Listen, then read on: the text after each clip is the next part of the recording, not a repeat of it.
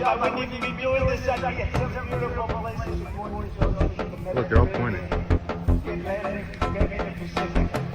Yeah, someone's on top of the roof. Look. There he is right there. Right there, you see him? He's laying down, you see him? Yeah, he's laying down.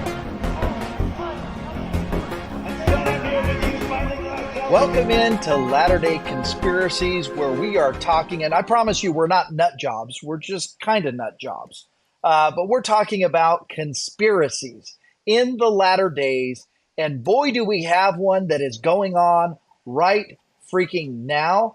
I'm joined by my co-host there, Trevor Keys, my beautiful wife, Angie Baldwin, and we have Cash Craig on for you again. And I love Cash's, I guess the way he sees things, because he's seeing things from, like, Cash, you were born in like the late 90s. So what does that make you? Are you like a millennial or what are you?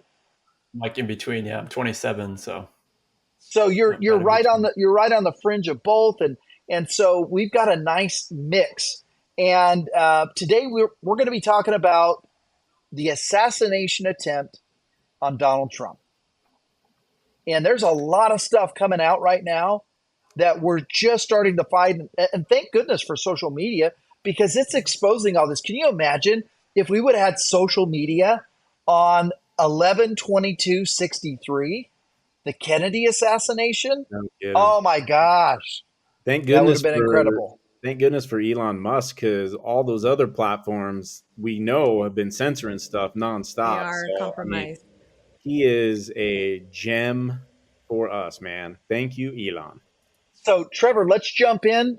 Cash, let's jump in, and let's just talk a little bit about what's going on. Maybe, for everybody knows what happened, but let's talk a little bit deeper for those of you who don't know what really happened. Yeah, definitely.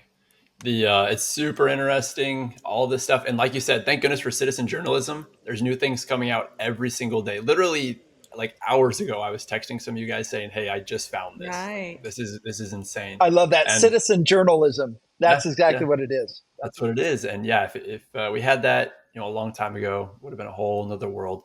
But and you have to rely upon citizen journalism, because it was super easy to see this, especially with this assassination attempt.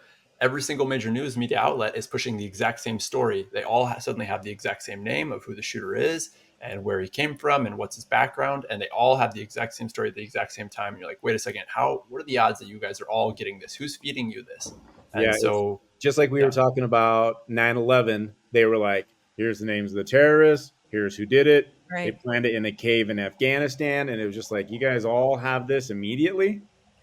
And what I love about this is that because of citizen journalism, we are finding on X all of these different videos people have taken of the shooter up top. We're going to find there's some more things that we want to point out today. But I love it. I love that everyone can just throw this on X and we can try to figure out what's going on. Once you find the right citizen journalists and the right accounts to follow, oh man, it's the best.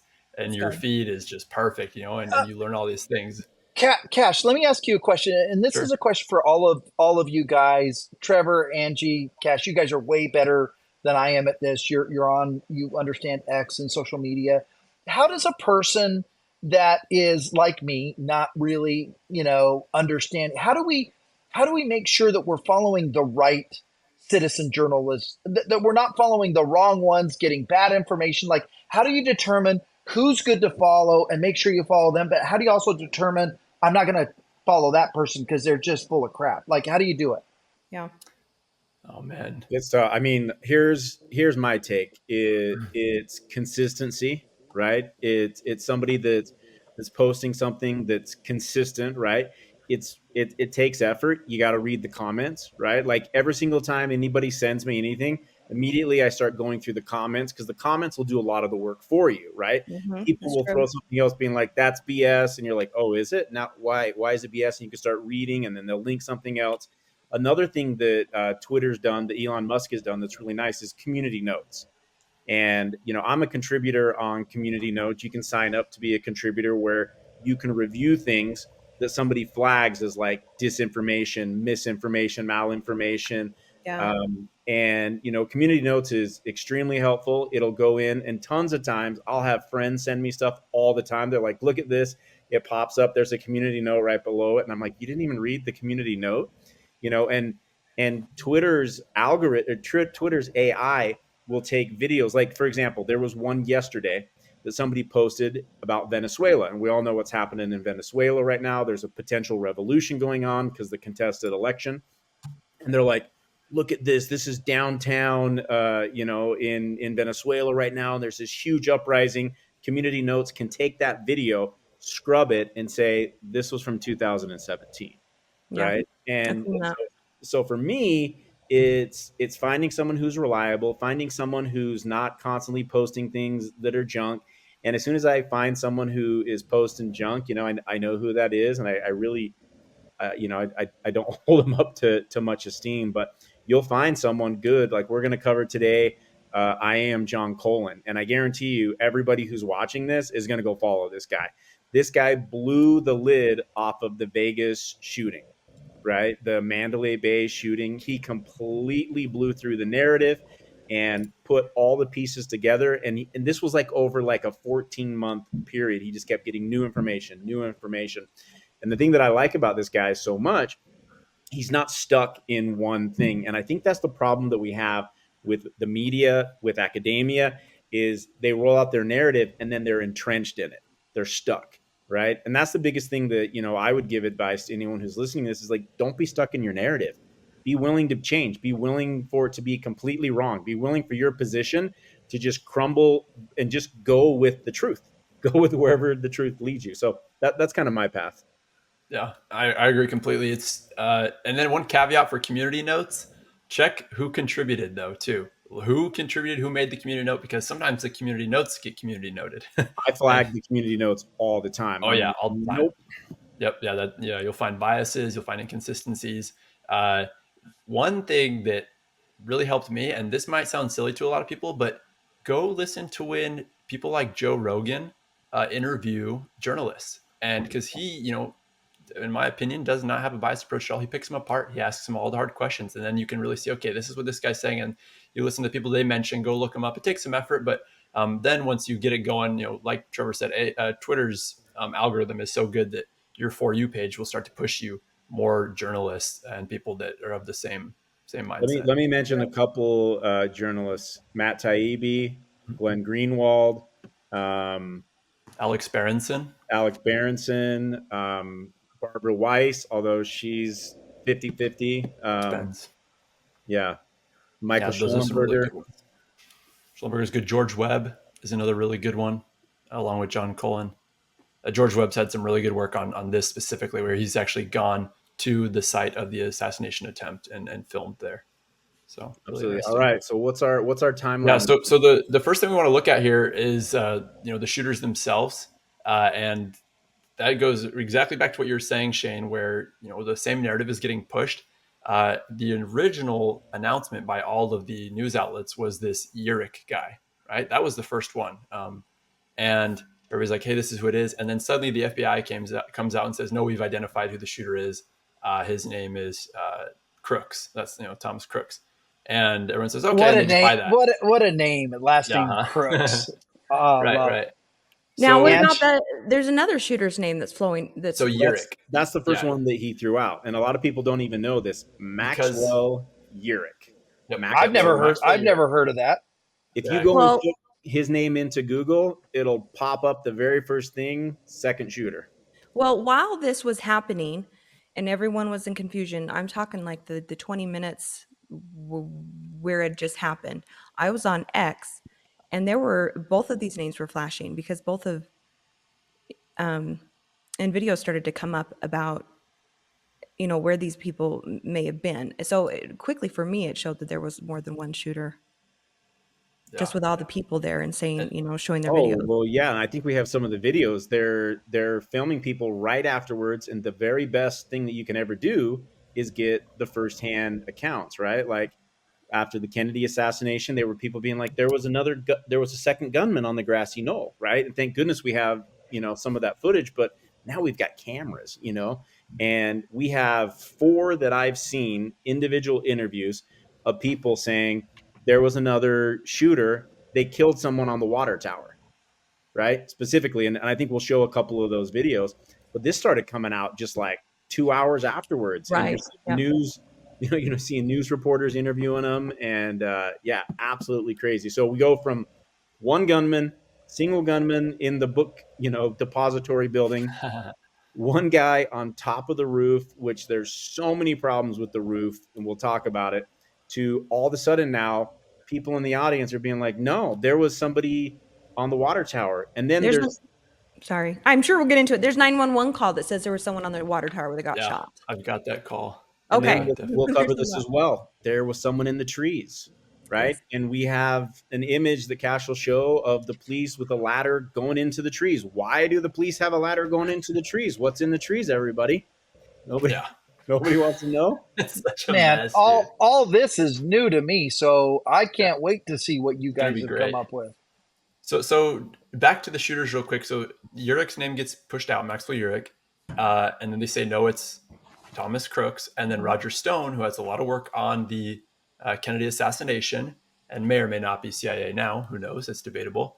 Then he says no, it's this Urich guy. You've got it all wrong. So you have the conflicting narratives of who the shooter is, but the media runs with the narrative of Crooks. And then there is a video that comes out that is produced by BlackRock, and it shows Crooks in that video, and everyone's like, "Oh my goodness, BlackRock's connected. Maybe they're funding this. What the heck?" And that gets floating around. And then you dig a little bit deeper, and there's a lot of questions that haven't been answered. One is, why have they not released the serial number on the gun? Why has that not been identified? The gun that supposedly was laying next to his body. And then there's also a van that there's footage of the van being pulled away, and this van has Arizona license plates, but we don't have the license plate number. We don't have the numbers, like serial numbers on the van at all. But supposedly the van is Urich's. That's the theory right now. Go And for there it. was 2 explosive ordinances confirmed by Christopher Wray in his testimony to Congress. 2 explosive ordinances in the van, and they're saying that van was Crooks, but the van was an Arizona license plate. Crooks owned a Hyundai. And Yeah. so how does a single shooter have an explosive detonator, which we saw on the roof? If you guys saw the He picture, left. We saw that on the roof. yeah, we saw the detonator, right? So how does he have a detonator to a bomb from someone else's car that's from Arizona? And Yeah. Maxwell Urich is from ... Arizona. Yes, it's important to note too. I've got a picture actually. I'm gonna share my screen real quick of Urich, so everybody can kind of get a. Let's see. I want some audio. Yes. Okay. So this is Urich right here on the right, and then next to him, I can't remember this guy's name, but these guys were both arrested at a Antifa like protest rally at different times. And so, the theory was like, oh, this makes sense. He's the shooter. Here's his accomplice. Maybe he was in the van, drove away. This guy supposedly does get arrested at the rally. They don't find him. And as of right now, correct me if I'm wrong, Trevor, but we don't know where Nobody knows Urich who is. Urich is. Nobody And does. He's been and missing for 2 these weeks. um there's a video of the cams that police were wearing, and while they're talking over the body of the shooter, they said they have someone in a van, that they have someone, right? And she's like, I don't know if he's dead or not, but we have someone else apprehended. I don't think she used the word And there's apprehended, but pictures of someone in the back of the van. Yeah. okay. As the van's being like pulled away. Yeah, exactly.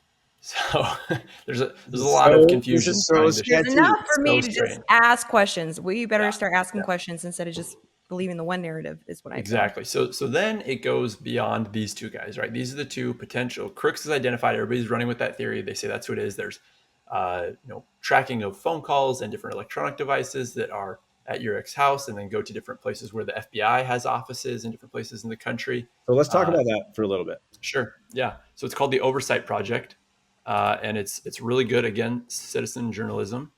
And let me pull it up here. I'll share my screen so we can As see. you're pulling it up, everybody knows that our phones have tracking data in them nonstop, right? They're tracking your geolocation everywhere you go for advertising, right? So that they can send you an advertising to go to Chipotle.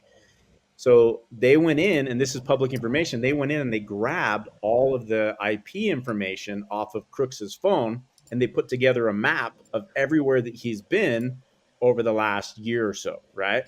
And there's some real suspicious locations. One of the locations that they found was he happened to go to uh, and parked that's like a block and a half away from an FBI field office. So Yep. yeah, what do we That's There got? it weird. is. Yeah, and then he goes to Plymouth, Massachusetts.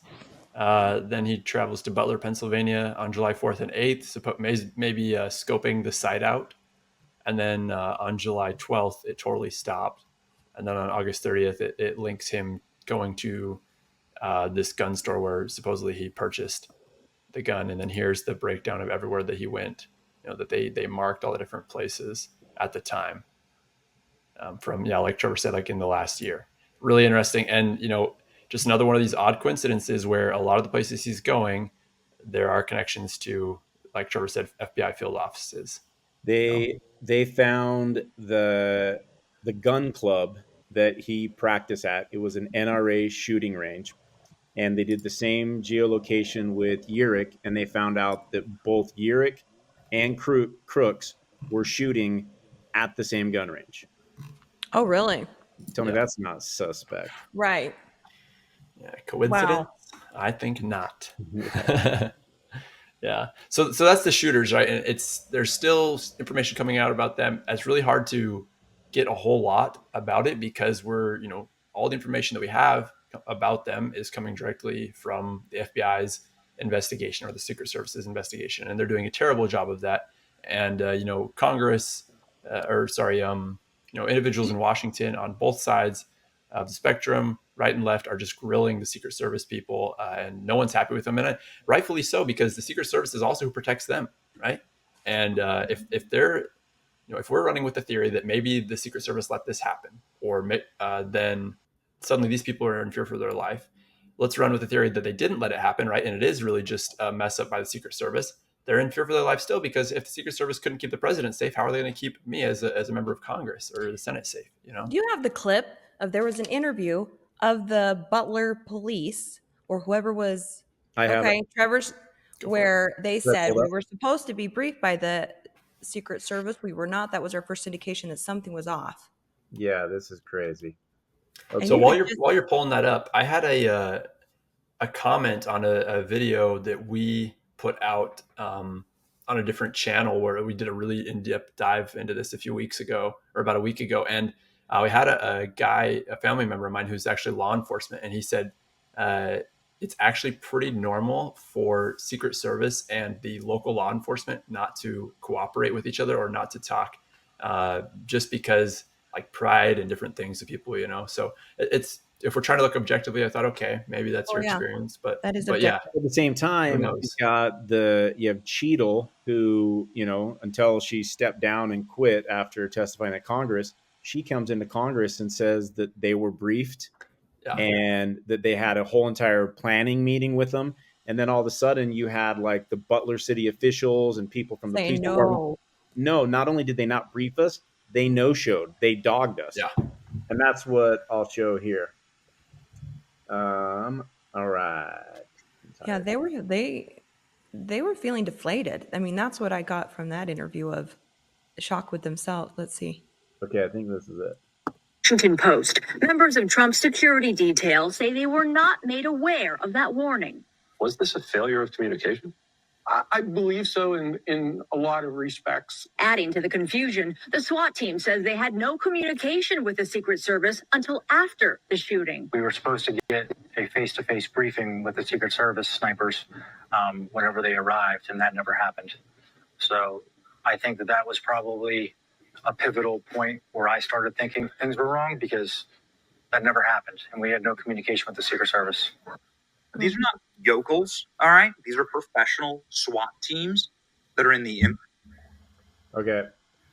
So another thing in this same vein to bring up is today there was the new replacement of Cheadle, who's now the new deputy director of the Secret Service, and there was a deputy director of the FBI, a guy who's underneath Christopher Wray.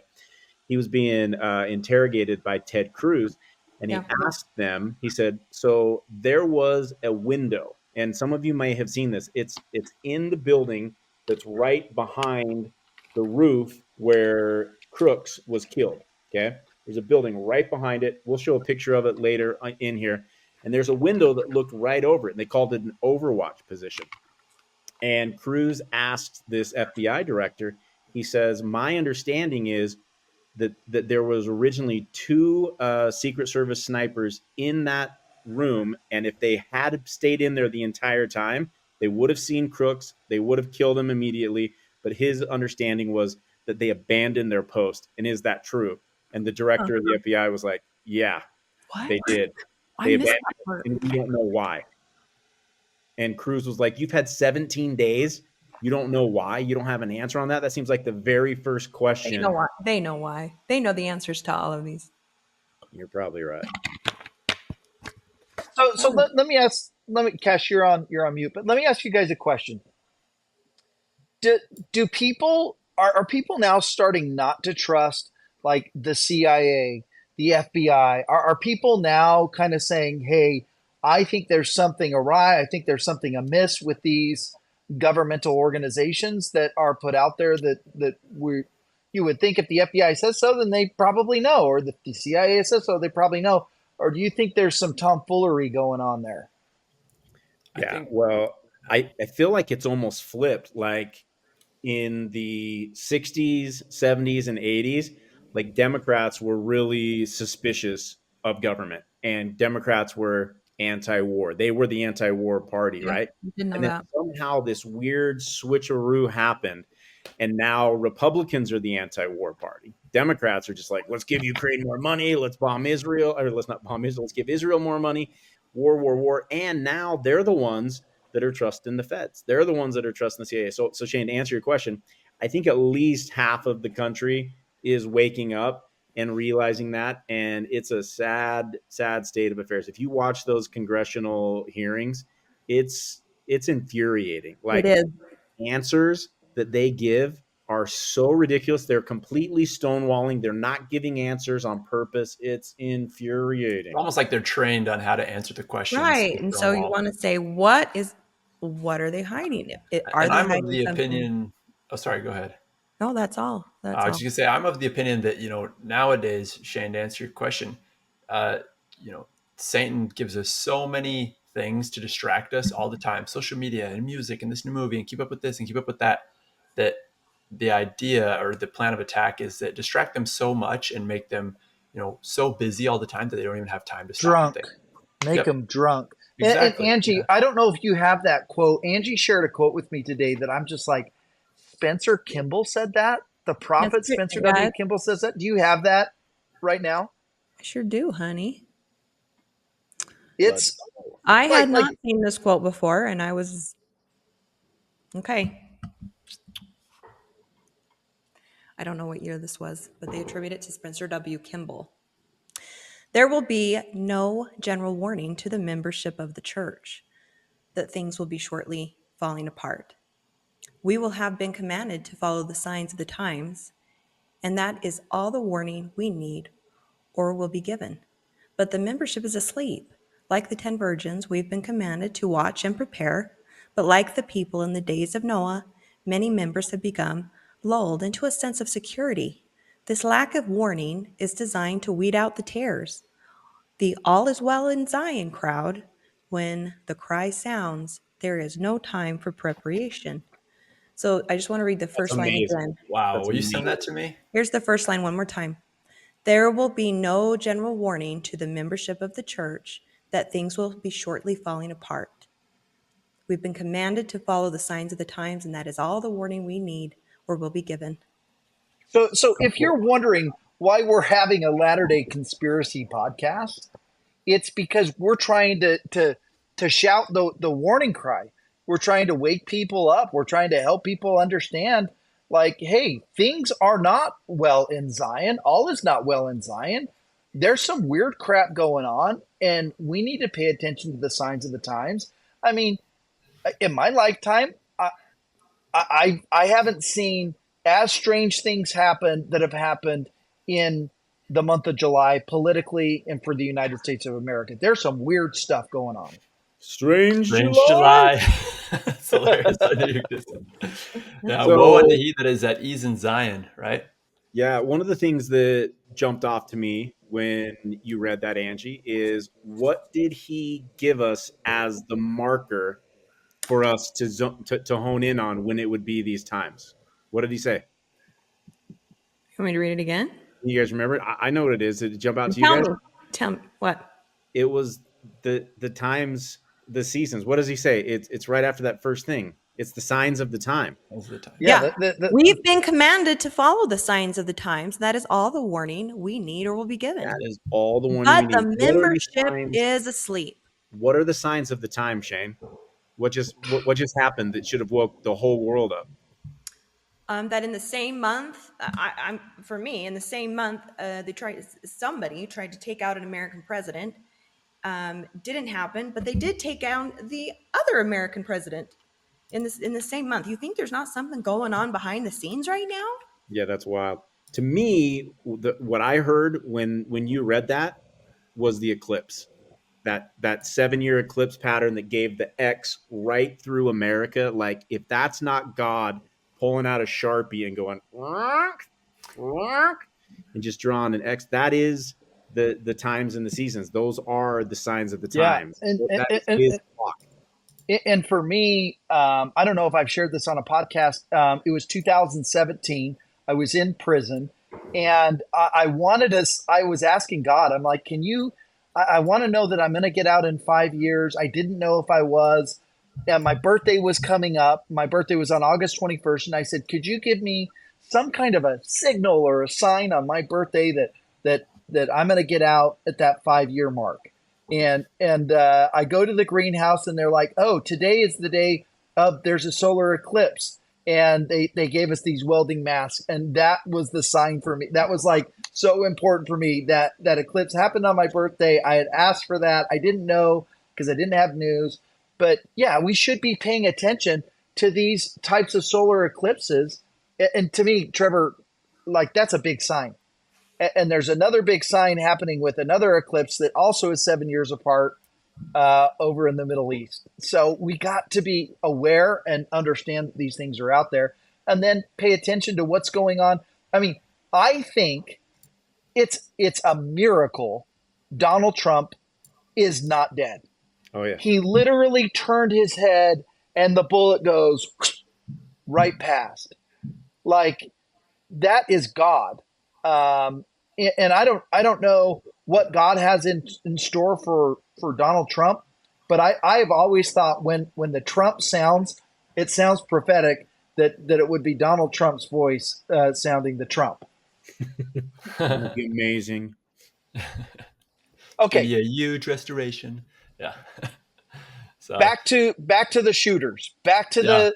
So we got them. We've kind of covered them, but so those are the two that are pushed right now. But then recently, so we have them two, and then, or I guess not them two. We have which one is it? Right? Is it Uric? Yeah. Is it Crooks? But we know Crooks was there. Supposedly, that's who they killed on the roof.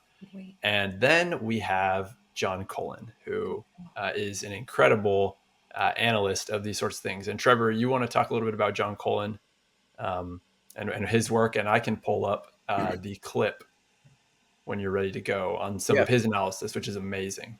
Pull up the clip. There's a podcast that he did with Brett Weinstein. I don't know how you pronounce it. Called Dark Horse. It's a Dark Horse podcast. We can put it in the description. It's about an hour long. He has Colin on, and they do like a long form podcast and break it down.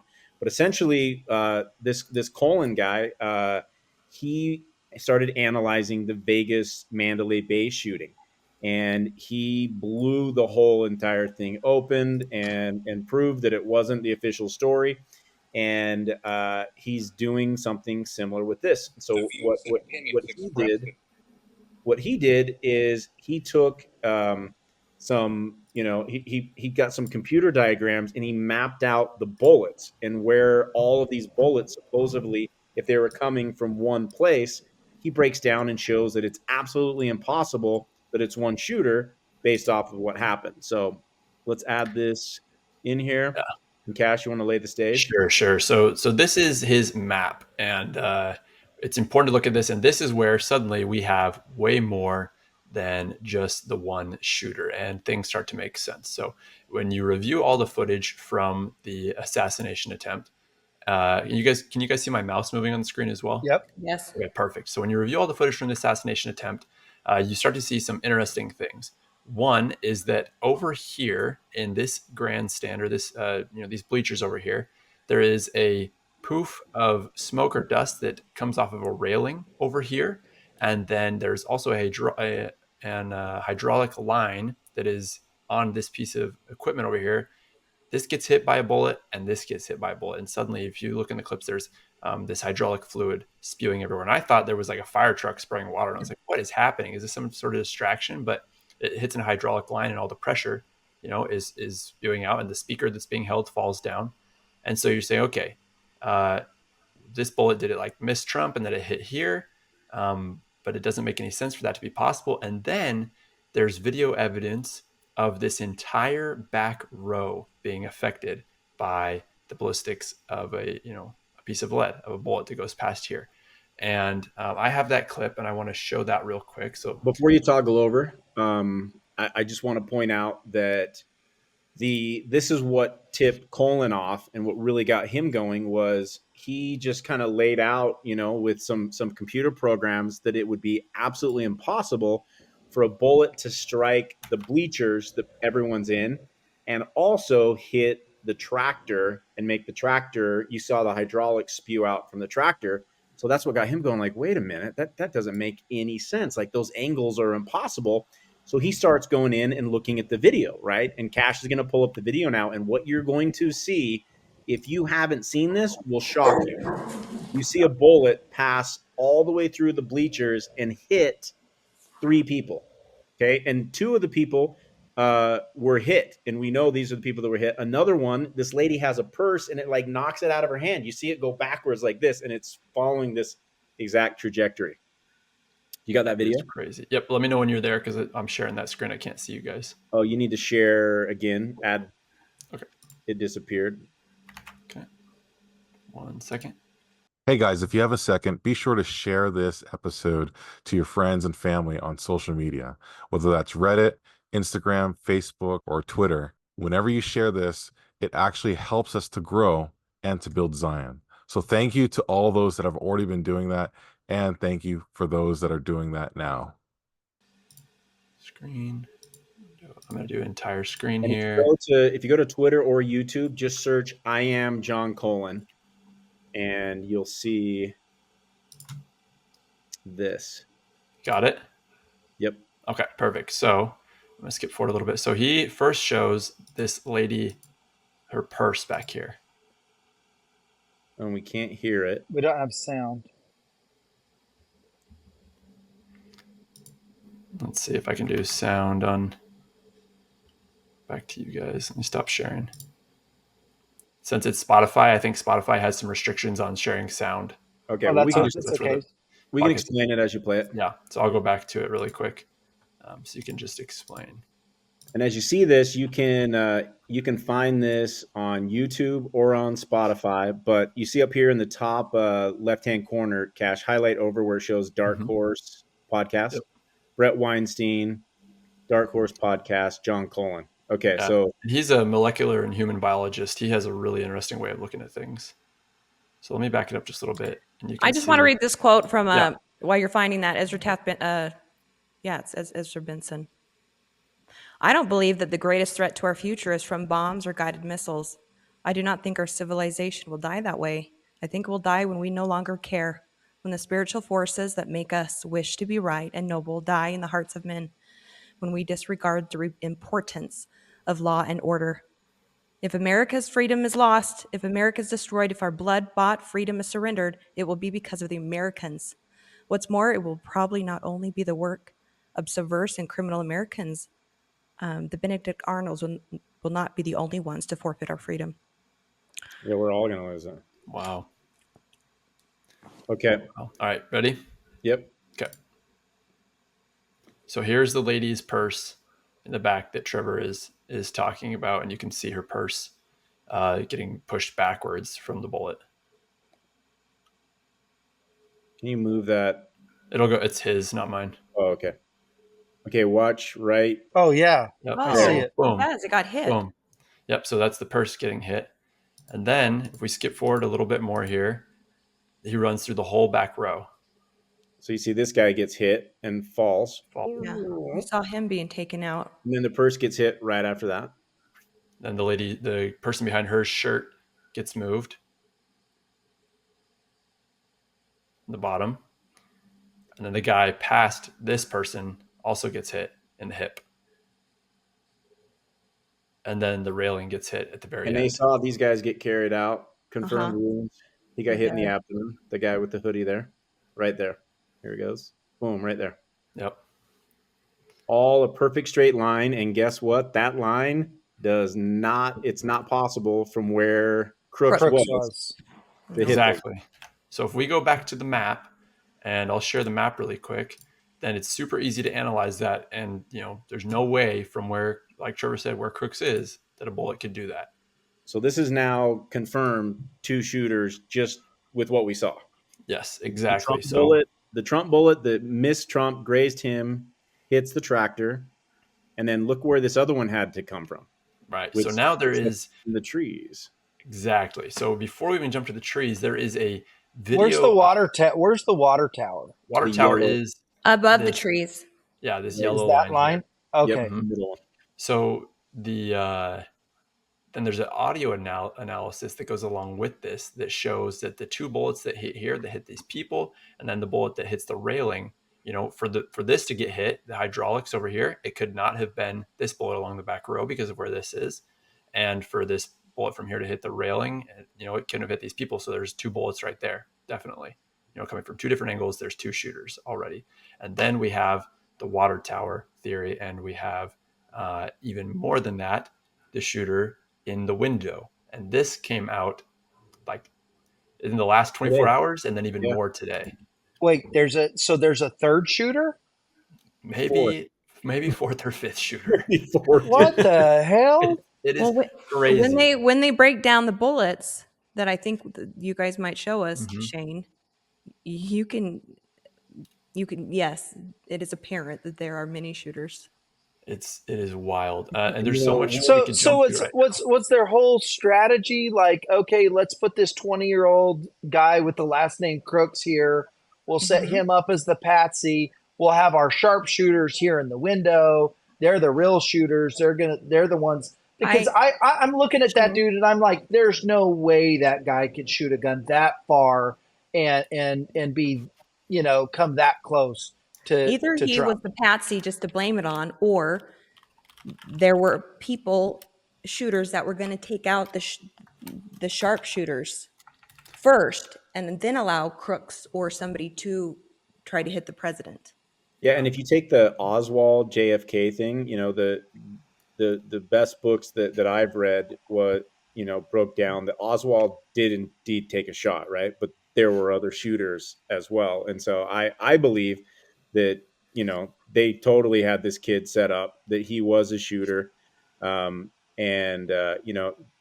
148 yards is actually not that long of a shot. In fact, that's why it's so outrageous that they left that roof unattended based off of how close it was. And one thing I want to point out, if you look at this roof, okay, you can see that there's a ridge in the middle of this roof. And this was the joke that everybody talked about. The FBI director said they couldn't guard it because the roof slope.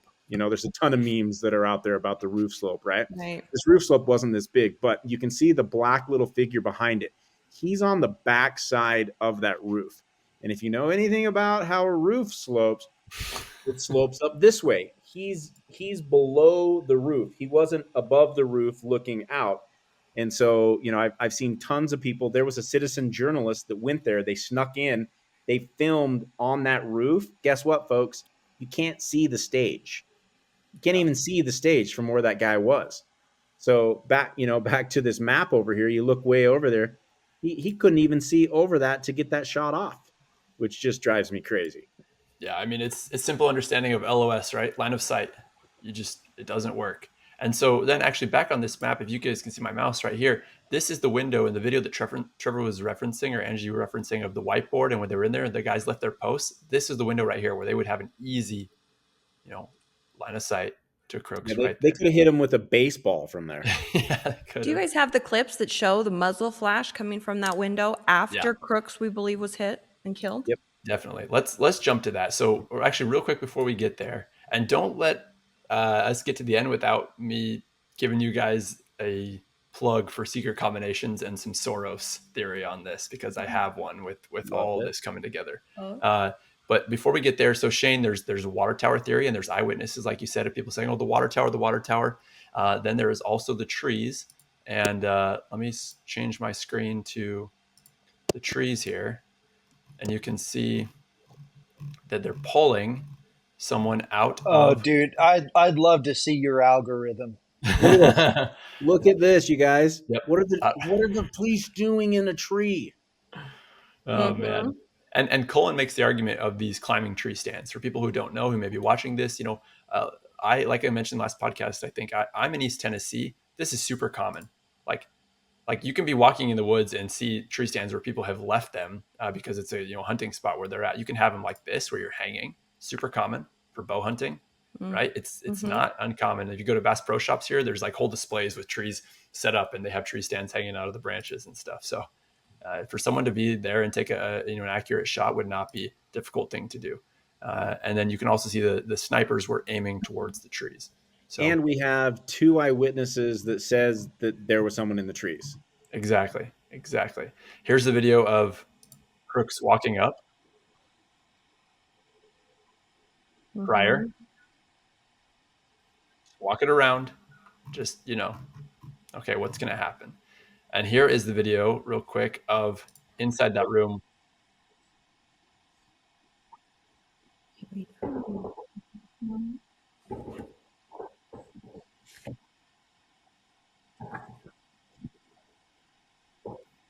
Pause it right here. Pause so that.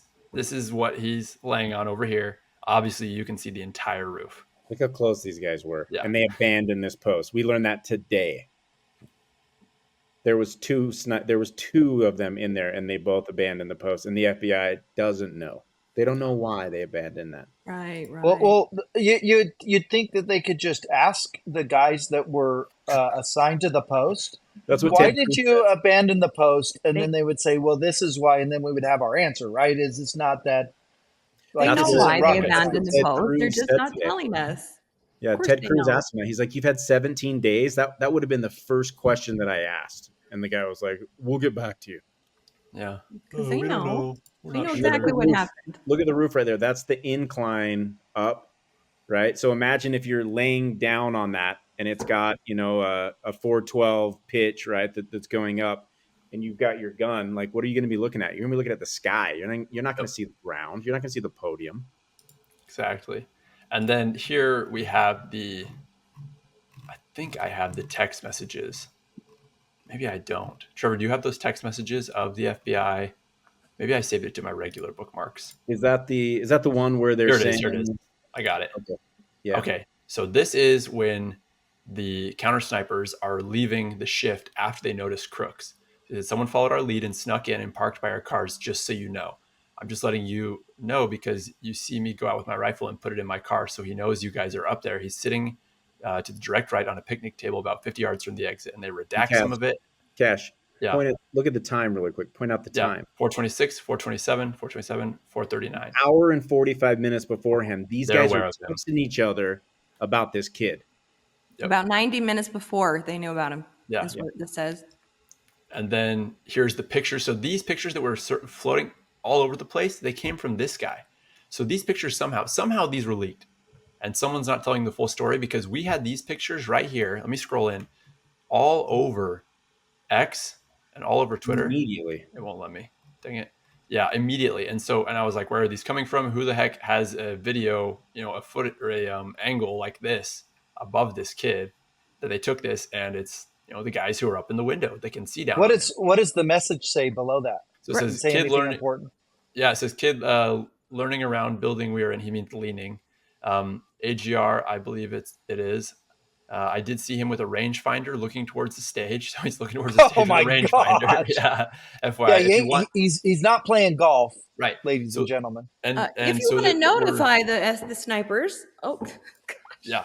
So that we're very clear too, this is local law enforcement texting this, right? And then so they say, if you want to notify Secret Service snipers to look out, I lost sight of him. Also a bike with a backpack sitting next to it in a rear building that was not seen earlier.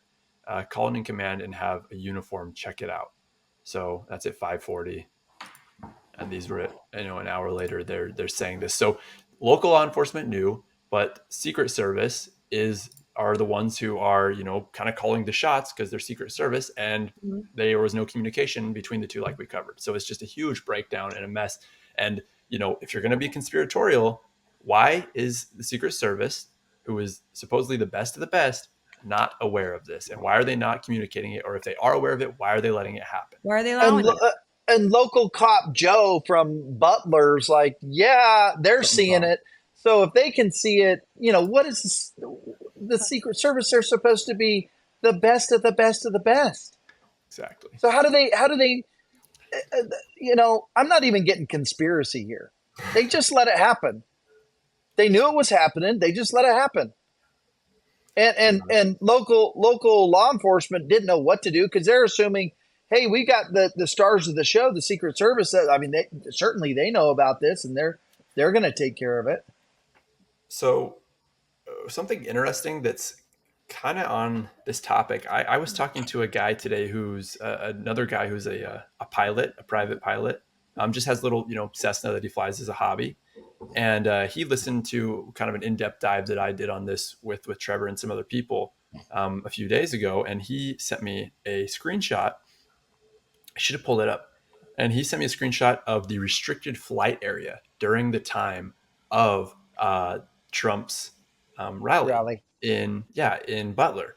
And then he said, he sent me the picture of when Kamala was going in to set up at the campaign headquarters when they weren't sure, if Biden was going to be okay or not when he was supposedly sick.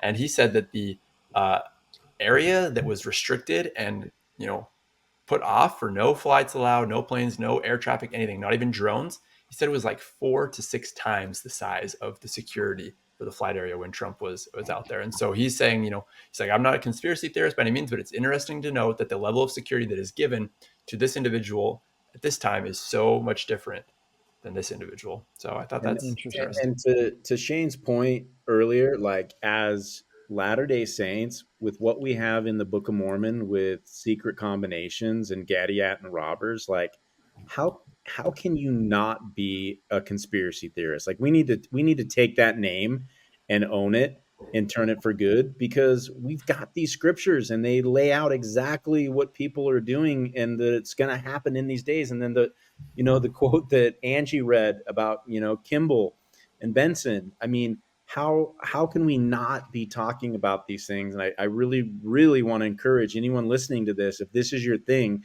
like it's time to bring your family in. It's time to start converting some people and waking them up to the awful situation that we're in. Yeah.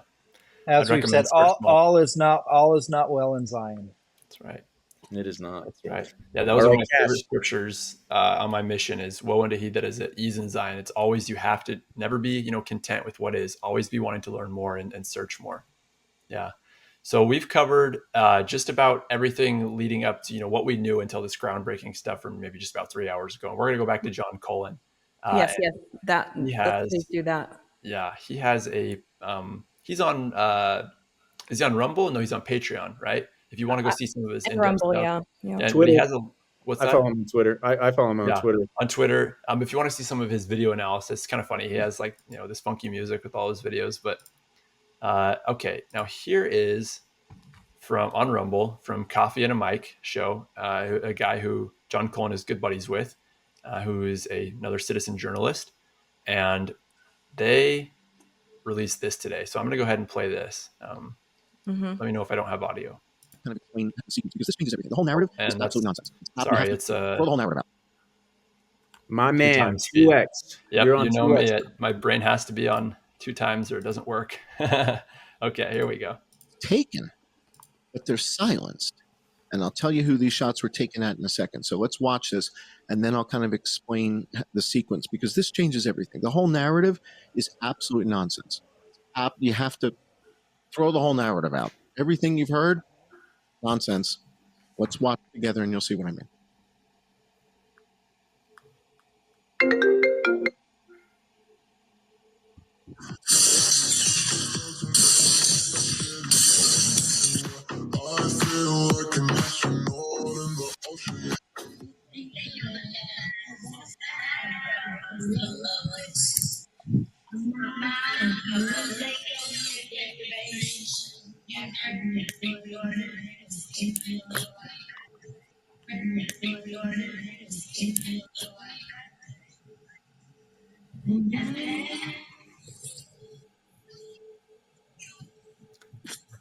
I want to point out really quick before we keep going, this is the argument for shots fired with a silencer.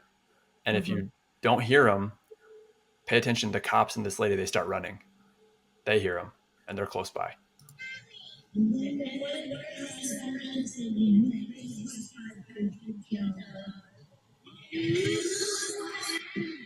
Make yourself small, bro. I don't know what's going on.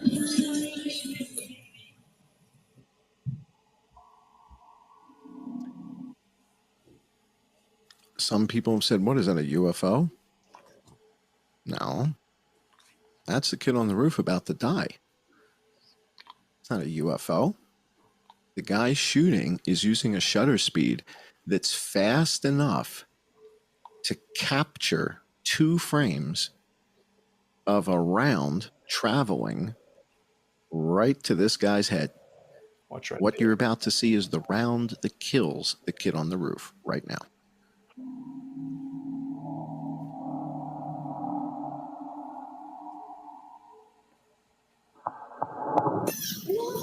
Whoa. That's amazing. They caught that.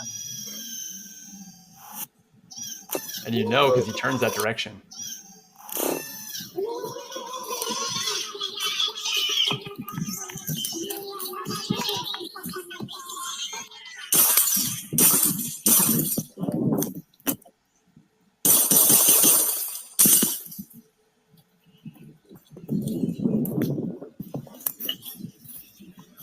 All right, now a moment ago, right there's a silent shot, and we see a shooter in the window. Here it is, Angie. Right, so this kind of changes everything. We see muzzle Right. flash coming from one of these windows right here. And this, we've got images of this, which I'll show you a fixed image in a second. But people have seen this. Other people brought it to my attention, and I said, oh boy, if that's the case, that kind of lines up with one of these silenced gunshots. And that is, there we go. There it is. And that changes everything.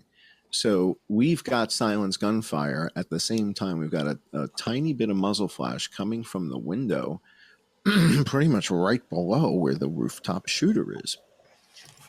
This makes me so mad. Yeah, it's crazy. So that is infuriating. Let me go back to our map and break that down now with all of that we now know, because everything starts to come together. So they believe that we saw that, not the UFO, that was a bullet that took out Crooks, and then we still see flashes of light coming from the window. Yeah. The yellow line. Trying to kill Trump. Exactly. So that's why it's important that, all the citizen journalists work together and you have the video analysis and the audio analysis. So now we have this shooter here out of the window. We have Crooks supposedly up here. We have the water tower shooter up here. We have someone in the trees water tower, and then green line is trees. Thank you. Yeah. So 1, 2, 3, and then maybe 4 in here. And he goes on to talk, you can go listen to it, how there's maybe another shooter in here because the sound comes from the same place, a non-silenced shot from here. And where do they think the bullet that grazed Trump's air came from? From that window? They think. Yep. I mean, that would make sense. That would be the easiest line of sight. Mm-hmm. And it also makes sense that it is a rising shot, right? And it comes up all the way here and hits this thing on a hydraulic that's being way lifted up high. And that's what I wanted to point out. Do you remember the footage that we saw of the bullet like passing by Trump and it went out the other side? Yeah. Everybody was pointing out like it should have been descending if it came from the roof. Well, that window was only like 7 feet off the ground. And it went up and hit the our firefighter in the bleachers, we believe, right? Correct.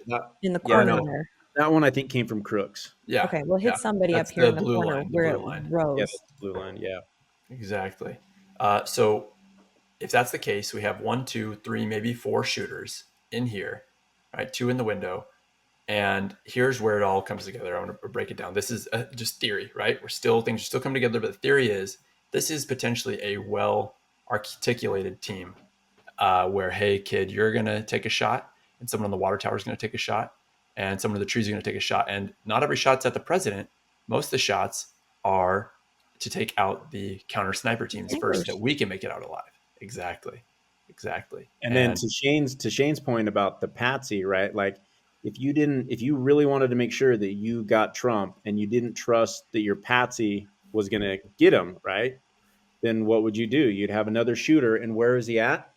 Right below, direct line of sight, so you can be like, nope, the bullet came from here. From there. One of the things that bothers me is we've seen footage of the roof. There's now been body cam. There's been photos of it, of the roof, and we've seen his cell phone. We've seen the gun 10 feet away from him, and we've seen the remote detonating device. Well, one thing that nobody's shown is the 8 bullets, the 8 shells that came out from that gun. There's not a single photo that show shells on that roof.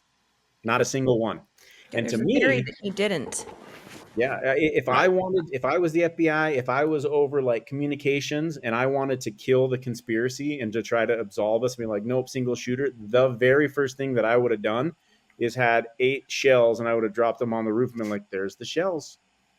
Like that's the easiest way, but they're nowhere. And everyone's exactly. And then if they have the gun, show. It's easy to do now. They have the technology. They do this all the time to prove that, hey, this piece of lead or these shells came out of this gun, right? Yep, Ballistic got the evidence.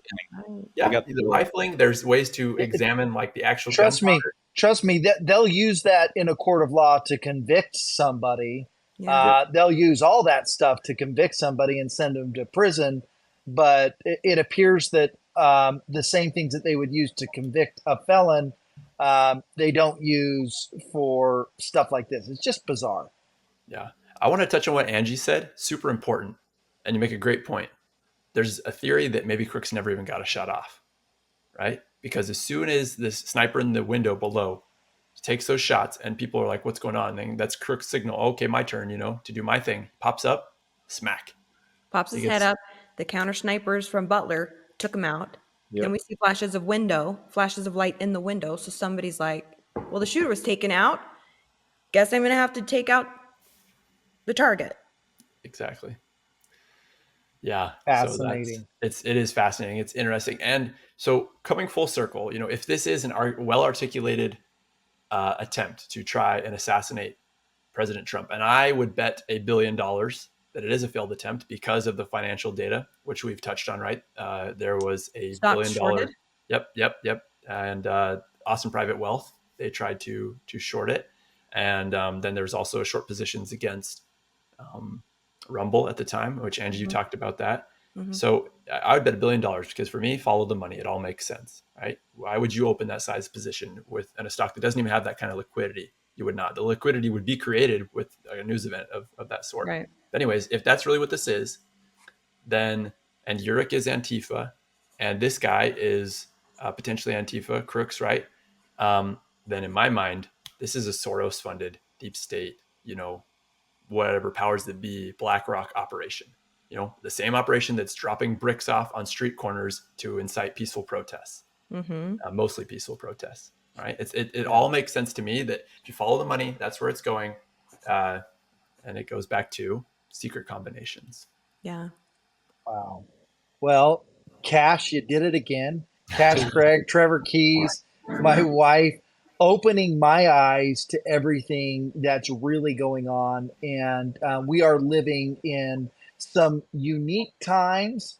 We are living in the times of secret combinations. And my belief is this time, because of civilian journalists or whatever you called it, it's going to be exposed. Trevor, do you have any final thoughts here? Are you pulling something up? Yep, probably because Cash mentioned Soros. This is George Soros' son, Alex Soros. He posted this within like the last month, and a lot of people are like, "What does this mean?" And there's a bullet shot through the glass. There's money. Well, guess what? If you count up this money, guess what it equals? 47. The 47th president. 47th president. Bullet 47. Everybody was wondering Wow. what that meant, and now people are being like, "That's what it meant." He posted that before this assassination attempt. Yeah, like a month before. I'm telling you, that like it's in our face. So In our okay. face. Well, guys, thank you so much for coming on, having the discussion about the assassination attempt on Donald Trump, President Trump. And I mean, we've got to keep our eyes peeled. We got to be aware of what's going on, and we got to call out the Gadiantons. Any final thoughts as we wrap this up, guys? Okay. Well, for myself, I'm Shane Baldwin. Cash Craig, thank you for coming on. My wife, Angie, and Trevor Keys. Stay tuned. More Latter-day Conspiracies coming your way. So make sure to like and subscribe these our channel and these videos.